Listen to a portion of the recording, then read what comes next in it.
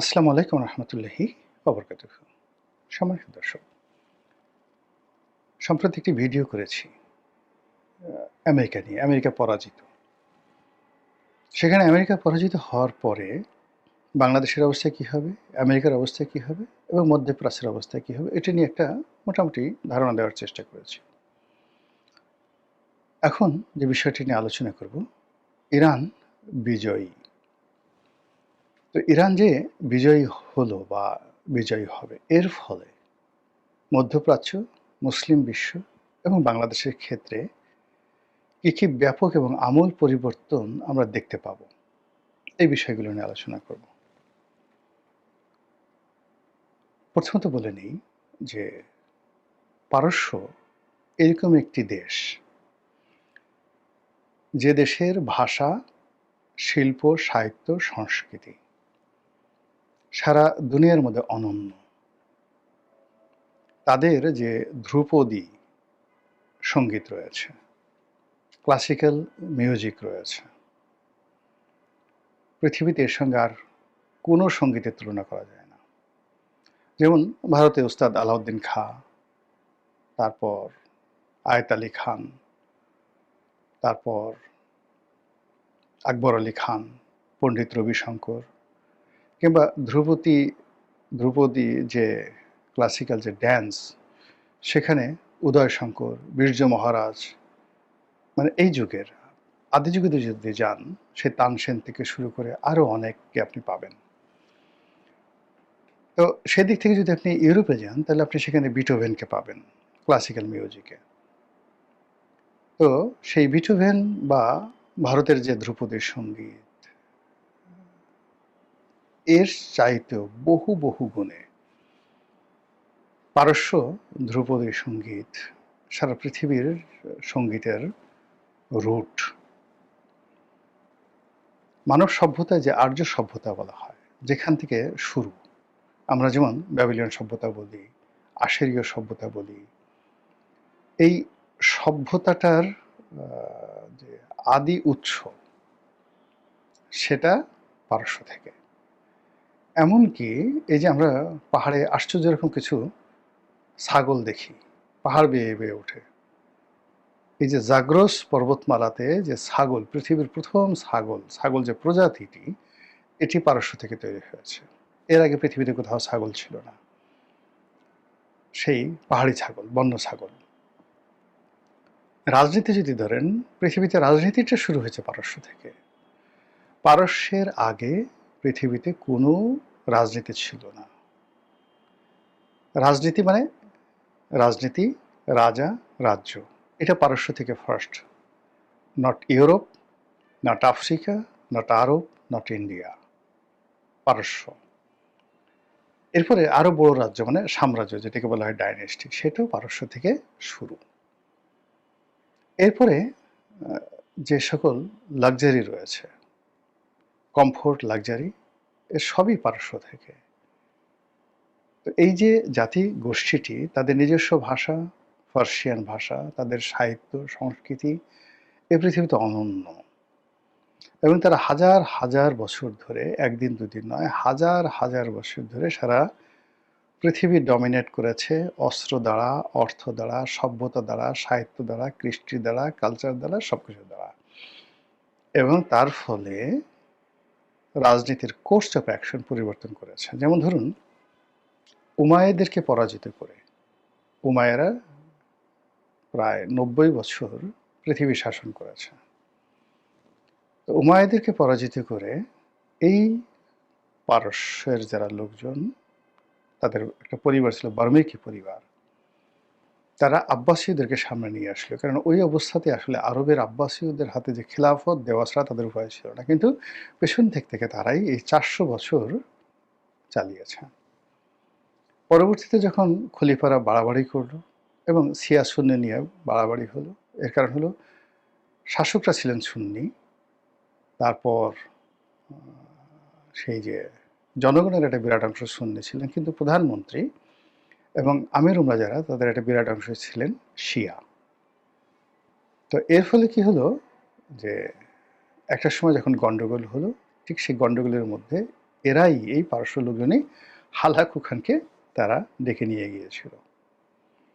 পরবর্তীতে সেই Hulagu Khan আবার পারস্য আক্রমণ করেছিল, কিন্তু পারস্য সেই হালাকুকে অ্যাবজর্ব করে নিয়েছিল নিজেদের মধ্যে, তুমি আমাদের লোক। এই হলো ইরান। এরকম বহু ইরানের ইতিহাস বলে আমি ঘন্টার পর ঘন্টা আপনাদেরকে বলতে পারবো, পুরো ইরানের ইতিহাস। এই যুদ্ধে আপনি গিয়ে দেখেন যে ইরানের পররাষ্ট্রমন্ত্রী এখন সারা পৃথিবীর রাজনীতির সুপারস্টার। তিনি যে ভাষায় কথা বলেন, তার চেয়ে জনপ্রিয় ব্যক্তি, তার চেয়ে পরিচিত মুখ আর নেই। তার হাসি, তার মানে এত বেদনা কষ্টের মধ্যে তার যে স্বাভাবিকতা, তাকে মনে হয় যে এই পৃথিবীতে এই মুহূর্তে সবচেয়ে স্মার্টেস্ট পলিটিশিয়ান। এই হলো ইরান জাতি। সেই ইরান জাতি বিজয়ী হয়ে গেছে। কি হবে? অনেকগুলো সম্ভাবনা। মধ্যপ্রাচ্যের দেশগুলো যেভাবে তাদের রাজতন্ত্র টিকিয়ে রাখার জন্য আমেরিকাকে তারা ট্রিলিয়ন ট্রিলিয়ন ডলার দিয়ে আসছিল, একইভাবে এখন এই বখরা খাজনা তাদেরকে ইরানকে দিতে হবে।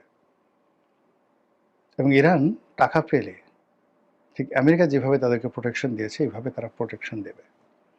এর কারণ হলো এটা একটা সাম্রাজ্যবাদী দেশ। তারা জানে যে সব ভূমি দখল করা যায় না, সব ভূমি দখল করতে হয় না, একজন আর একজনের পেছনে লাগিয়ে রাখতে হয়। একজন রাজা ছিলেন হাম্বুরাবি। হাম্বুরাবি যে রাজা, ব্যাবিলনের রাজা, তিনি এই জেরুজালেম ধ্বংস করে সেখানে ইরাকের শাসন ব্যাবিলনের শাসন কায়েম করেছিলেন এবং সমস্ত ইহুদিদেরকে তিনি সেখানে ধরে নিয়ে গেছেন। এটা হাম্বুরাবি অথবা নেবুকাডনেজার, যে কোনো একজন। আমার ভিডিওগুলো অনেক শিক্ষিত লোক দেখেন, তো যার জন্য তথ্যপত্র সম্পর্কে সতর্ক হতে হয়। পরবর্তীতে যখন এই ব্যাবিলন নগর দখল করেন পারস্য সম্রাট সাইরাস দ্য গ্রেট, তিনি এই ইহুদিদের মুক্ত করেন। ইহুদিদের মুক্তি করে তিনি এই জেরুজালেমে আবার সেই ইহুদিদেরকে পাঠিয়ে বললেন, যাও তোমরা তোমাদের রাজত্ব করো। এখন ইহুদিদের কাছে তিনি কিন্তু সাইরাস দ্য গ্রেট অত্যন্ত সম্মানিত ব্যক্তি। কোরআনে যে জুলকারনাইন সম্পর্কে বলা হয়, এই জুলকারনাইন সবাই বলে যে ইনি সাইরাস দ্য গ্রেট।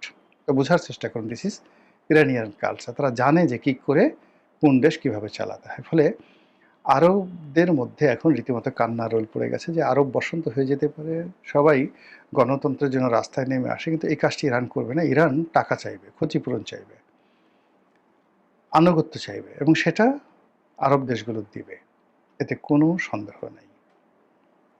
ফলে আমরা যেইভাবে ভয় পাচ্ছি আরবের অস্তিত্ব নিয়ে, সেটা হবে না। দ্বিতীয়ত হলো গ্লোবাল যে তেলের মার্কেটটি, সেই তেলের মার্কেটটি অনেকটা স্ট্যাবল হবে। অনেকটা স্ট্যাবল হবে। ভেনেজুয়েলা থেকে শুরু করে ইউরোপের এবং আমেরিকার, ল্যাটিন আমেরিকার যে সকল দেশ প্রচুর তেল রয়েছে, রাশিয়া সহ, এখানে রাশিয়ার একটা সমতা ভিত্তিতে, এখন যেমন ধরুন ফ্রান্সের সাথে ইংল্যান্ডের একটা সম্পর্ক রয়েছে, জার্মানির সঙ্গে যেভাবে ইটালির একটা সম্পর্ক রয়েছে, যারা একটা সময় যুদ্ধ করেছে পরস্পরের বিরুদ্ধে, তদ্রূপ রাশিয়ার সঙ্গে ইরানের একটা ভালো বন্ধুত্বপূর্ণ সম্পর্ক তৈরি হবে, এবং এই সঙ্গে রাশিয়া, ইরান এবং পাকিস্তান একটা ভালো সম্পর্ক হবে। অথবা ইরান, চীন, রাশিয়া, উত্তর কোরিয়া, একটা ভালো বলয় তৈরি হবে। এবং মুসলমান বিশ্ব সারা দুনিয়াতে যেভাবে গত 100 বছর ধরে লাঞ্ছিত অপমানিত হচ্ছে, ইরানের এই বিজয়ের ফলে উত্তর কোরিয়া, দক্ষিণ কোরিয়া, জাপান, ফিলিপিন্স, এই সকল রাষ্ট্রগুলো সহ রাশিয়ার ভিতরে যে মুসলিম কান্ট্রিগুলো রয়েছে, এইগুলো সব একত্র হয়ে যাবে, এবং তারা আমেরিকাকে ঘোড়ার ডিম পাত্তাই দেবে না। এমনকি রাশিয়া এবং ইরানের সাথে বন্ধুত্ব করার জন্য অস্ট্রেলিয়া, কানাডা এবং ইংল্যান্ড রীতিমতো লাইন দেবে। এর বাইরে যেটি হবে সেটি হলো শিয়াইজম। শিয়াইজম সারা পৃথিবীতে শক্তিমত্তা অর্জন করবে। আমাদের দেশে যে সকল সুন্নি আলেম ওলামা রয়েছেন তারা বিপদে পড়বেন। এমনিতে কিন্তু এখনো পর্যন্ত আমাদের দেশে আভিজাত্য বলতে কিন্তু শিয়াইজমই আভিজাত্যের প্রতীক। এই যে বাংলাদেশে ইসমাইলিয়া সম্প্রদায় রয়েছে, আগা খান কমিউনিটি রয়েছে। আপনি কল্পনা করতে পারেন যে আমাদের অর্থনীতিতে শিয়াদের কি পরিমাণ কন্ট্রিবিউশন রয়েছে। আমাদের তো যারা মোল্লা মাওলানা রয়েছে, যারা আহলে হাদিস রয়েছে, তারা নিজেরা যারা সুন্নি আলেম রয়েছে, যারা ওহাবিপন্থী ওয়াজিন রয়েছে, তাদেরকে আমরা সংখ্যাধিক্য দেখি, মানে পরিমাণে তাদের বেশি, হাক ডাক বেশি।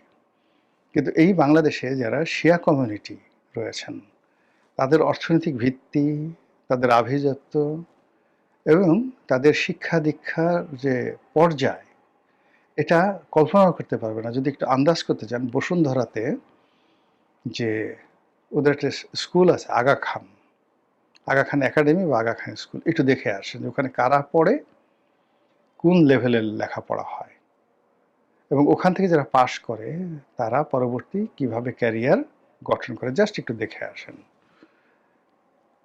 তো এই যে শিয়া কমিউনিটি, পুরনো ঢাকাতে শিয়া কমিউনিটি রয়েছে, পুরোনো পল্টন রয়েছে, এখন ওদের সমস্ত কিছু চলে গেছে গুলশান, বনানী, বারিধারা এবং যাকে বলা হয় বসুন্ধরাতে। তো এই যে কমিউনিটিটি, এই কমিউনিটিটির সঙ্গে ইরানের যে সম্পর্ক, সেই সম্পর্কটা আরও বাড়বে এবং আমাদের দেশে এই শিয়া মতবাদ যে আছে সেই মতবাদের জনপ্রিয়তা বাড়তে থাকবে। এবং আপনি অবাক হয়ে যাবেন যে আমাদের এই দেশে যখন ইসলাম এলো, বহু বছর, শত শত বছর কিন্তু আমরা সবাই শিয়া মতাবলম্বী ছিলাম। আর সম্রাট হুমায়ুন থেকে সম্রাট জাহাঙ্গীরের রাজত্বের অর্ধেকটা সময় রাষ্ট্রীয়ভাবে আমাদের রাষ্ট্রধর্ম ছিল শিয়াইজম। মানে যখন আসছে আমাদের দেশে যে সকল অলি আল্লাহ গাউস কুতুব আসছে, এরা তো সবাই পারস্যের লোক, সবাই শিয়া অধ্যুষিত মানে এলাকার লোকজন। এবং যেই সময়টাতে আসছে তখন পৃথিবী চালাতো শিয়ারা। যেমন হযরত শাহজালাল রহমতুল্লাহ আল্লাহ যখন আসছেন, তখন মধ্যপ্রাচ্য চালাতো শিয়ারা, ইরান চালাতো। আবার মধ্যযুগে যে সময়টাতে সুলতান মাহমুদ, গজনীর সুলতান মাহমুদ, তারা যে আসছেন, মোহাম্মদ ঘুরি আসছেন, কুতুবুদ্দিন আইবেক আসছেন, তখন শিয়াইজম চলছে, শিয়াদের আধিপত্য ছিল। মুঘলরা যখন আসছে, শিয়াইজম ছিল তখন আমাদের এইখানকার, কিন্তু ওটাকে রাষ্ট্রধর্ম করার জন্য সম্রাট হুমায়ুনকে প্রেশার ক্রিয়েট করে পারস্যের সম্রাট, তাকে দ্বারা এটাকে রাষ্ট্রধর্ম হিসেবে স্বীকৃতি দেওয়া হয়। তাহলে গেল দেখুন হুমায়ুনের উপর আকবর এলেন। আকবরের পুরো সময়টা প্রায় 53 বছর এটা ছিল সেই রাষ্ট্রধর্ম। তারপর হুমায়ুনের পরে যে 5 বছর ছিলেন শেরশাহ, তখনও শিয়াইজম ছিল রাষ্ট্রধর্ম। সম্রাট জাহাঙ্গীরের জমানার মাঝামাঝি সময়, অর্থাৎ তিনি প্রায় 20 বছর বা 22 বছর ক্ষমতা ছিলেন, সম্ভবত মাঝামাঝি সময়, একজাক্টলি আমি ডেটটা এই মুহূর্তে বলতে পারছি না, মাঝামাঝি সময়টিতে এই রাষ্ট্রধর্ম তিনি সুন্নিয়তে নিয়ে যান। এরপর থেকে আমরা এই মানে আমাদের দেশের যে আহলে সুন্নাত ওয়াল জামাত এর যে বিস্তার, এটা এই সময় ঘটতে থাকে। এই হলো ইতিহাস। তো সেই ইতিহাস আবার পুনরাবৃত্তি হবে, আবার ঘটবে। ফলে সব মিলিয়ে আমি বললাম যে কৃষ্টি, কালচার, সঙ্গীত, রাজনীতি, অর্থনীতি, সব কিছুতে ইরানের যে এই বিজয়ের যে একটা সুদূর প্রসারী ফল আমরা দেখতে পাব, সেটা কেমন হবে আল্লাহই ভালো জানেন। আল্লাহ আমাদের সবাইকে হেদায়েত দান করুন এবং হেফাজত করুন। আসসালামু আলাইকুম ওয়া রাহমাতুল্লাহি ওয়া বারাকাতুহু।